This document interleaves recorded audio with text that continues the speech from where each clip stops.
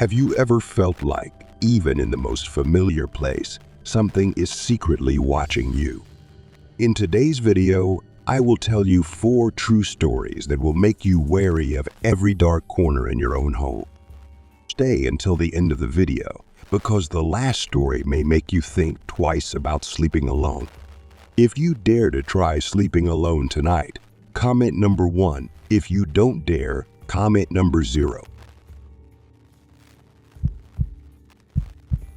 Story 1. I had heard countless stories of abandoned old houses, places where the air was filled with mystery, and every whisper of a house whispered of its past. But nothing could have prepared me for the terrifying experience Claire and I were about to face. That night, under the guise of a spontaneous adventure, we were drawn to a rundown house on Elm Street in Salem, Massachusetts. The house was dark, its windows broken, and its once magnificent facade was now covered in ivy and neglect. Our flashlights were weak in the darkness, unable to penetrate the heavy layer of dust and stench. As we entered the dimly lit rooms, an uneasy feeling spread through me, as if someone were watching us. "I don't like this, Claire. We should go back," I whispered to Claire. "Just a little longer, it might be nothing," Claire replied, trying to sound braver than she felt. But the silence was broken by a low, guttural growl that seemed to come from within the walls. The sound made my bones tingle, and Claire and I froze in place. My flashlight flickered, casting eerie shadows that danced across the walls. Claire's eyes widened in fear. "Did you hear that?" Before I could reply, a dark figure appeared in the corner of our vision. We turned to see a strange creature, monstrous and supernatural, slowly emerging from the darkness. Its eyes glowed with a sinister light, and its growl was a terrifying symphony of menace. "Run!" I screamed, grabbing Claire's hand.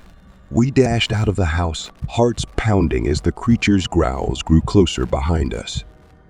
The door seemed miles away, and the house seemed to twist and stretch, as if trying to keep us trapped in its grip.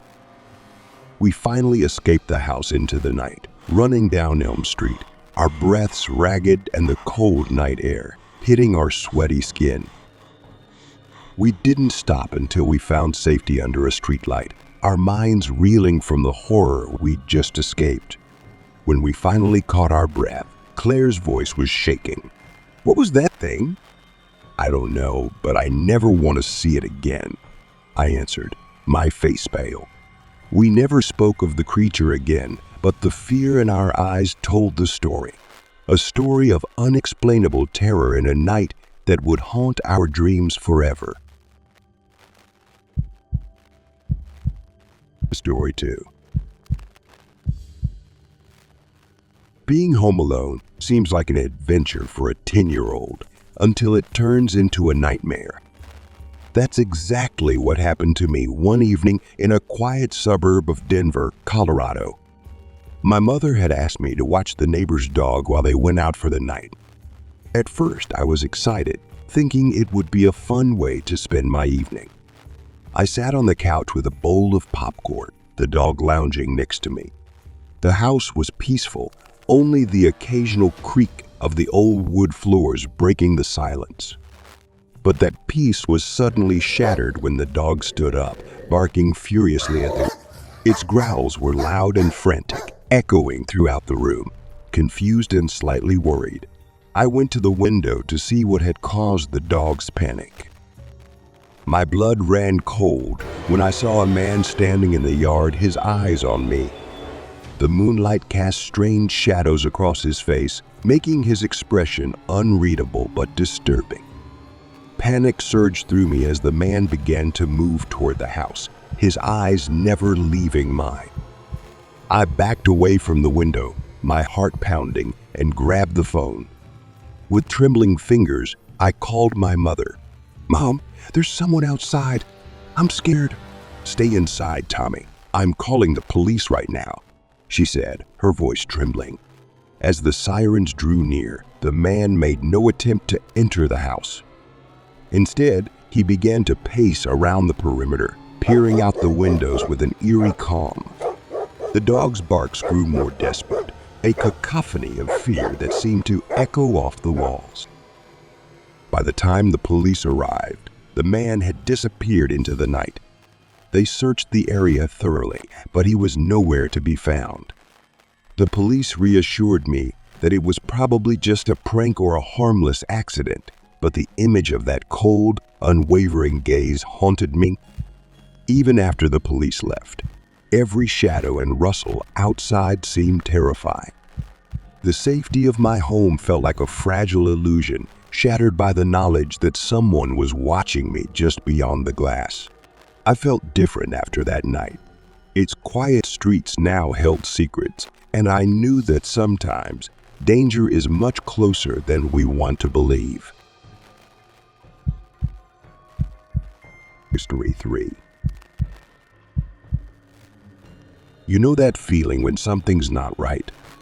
It starts as a nagging thought in the back of your mind, and before you know it, it's all you can think about. That's what happened to me that night. I had just returned home from a long evening in downtown Seattle with friends. The city was still alive with its usual buzz, but all I wanted was to get home, kick off my shoes, and collapse into bed.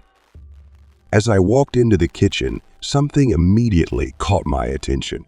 My phone lying there on the table right where I'd left my keys. But here's the thing, I hadn't brought it home. I distinctly remembered losing it earlier that night, somewhere between the bar and the cab ride back. But there it was, almost as if it had been waiting for me, trying to shake off the uneasy feeling coursing through my body. I told myself that I was wrong.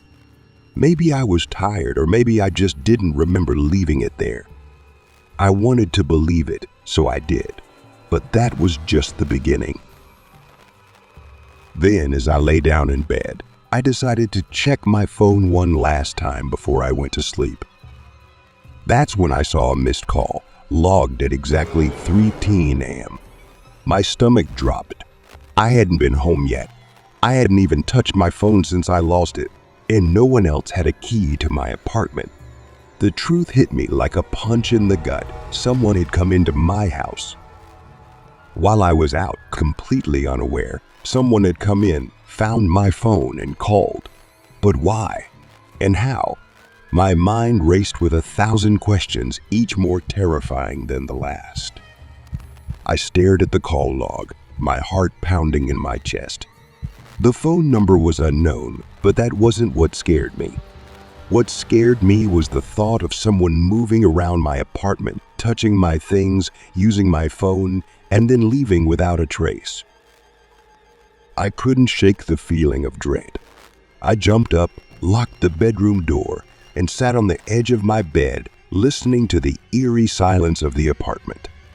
Every sound seemed louder, more terrifying, the distant hum of the city outside. I couldn't sleep. The thought of a stranger walking around my space, unnoticed, was enough to keep me awake until morning. When I called the police, they found nothing. No signs of forced entry, no evidence, nothing that could explain what had happened. But the unease stayed with me, even now. Every time I put my phone down, I can't help but think back to that night. The feeling of being watched, the feeling of someone or something invading my space. Seattle is no longer what it used to be. It's like the shadows of the city are getting darker, hiding secrets I'm not sure I ever want to uncover. Story 4. There's something unsettling about being home alone, especially when the house is so quiet. For me, that silence became unbearable on a night I'll never forget. I was 17, living in a small town outside Portland, Oregon. My dad and younger brother were away camping, leaving just me and my mom home. It was late, probably around midnight. As I was brushing my teeth, I heard a soft knock on the bathroom door. I assumed it was my mom, so I called out, "Yes, Mom?" But there was no response. I opened the door, but the hallway was deserted. The only sound was the hum of the bathroom fan. A flash of fear crossed my mind, but I pushed it aside. Maybe I was imagining things.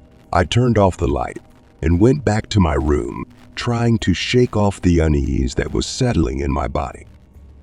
When I got to my bedroom, I noticed something strange. The door I'd left wide open was slowly closing. My heart began to beat faster. I pushed it open and froze. There, barely visible in the dim light, was a hand, a pale, bony hand, appearing from behind my closet door. I screamed, slamming the bedroom door shut and backing away as fast as I could. "What's going on?" My mother's voice was filled with concern as she rushed up the stairs. "There's someone in your room." I could barely get the words out, my voice shaking with fear. My mother grabbed the phone and dialed 911, her fingers shaking. When the police arrived, the house was eerily quiet again. My mother and I stood in the living room, holding our breaths as the police searched every corner of the house. After what seemed like an eternity, one of the police returned downstairs. "We didn't find anyone," he said, but his expression was serious. "Are you sure you saw someone?" I nodded, too scared to speak. The image of that hand was seared into my mind, and no amount of reassurance could erase it. "We'll keep an eye on this area tonight," the police added before they left. But that wasn't enough to calm me down. Even with all the doors locked and every light on in the house, I couldn't shake the feeling that someone was still there, watching, waiting. That night, I couldn't sleep. Every whisper of the wind outside made me nervous, convinced that at any moment, that hand might reach out again. After that night, I felt like something dark had taken root in that darkness, something still lurking, just out of sight.